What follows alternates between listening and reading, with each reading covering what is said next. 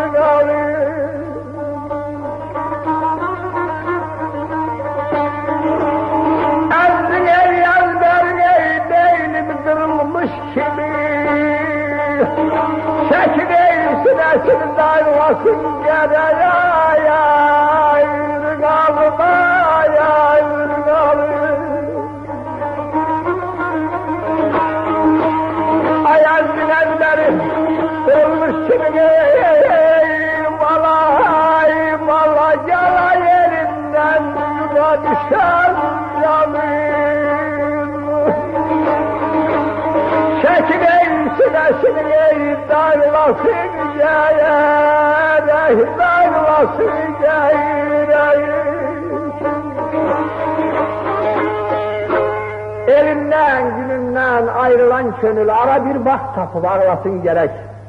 Əzdi, əzbəri qırılmış təki, ağ çəkir, sinəsini dağlasın gerek. Getirib o dişini.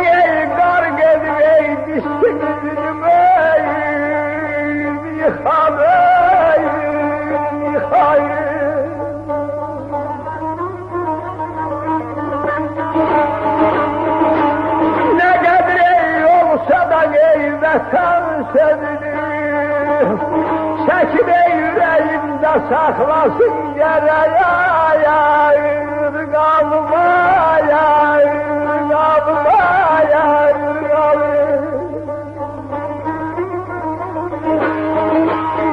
Ana gelmeyi olsa da desem seni bala yalayım bala yalan yalayım.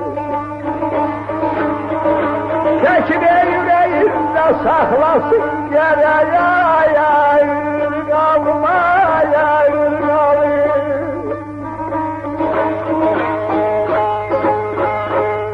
Demirəm ağlayır, söyüşün özünü, tufana qarq edib dişsin üzünü.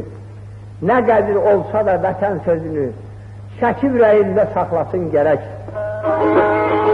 Götürüb divara.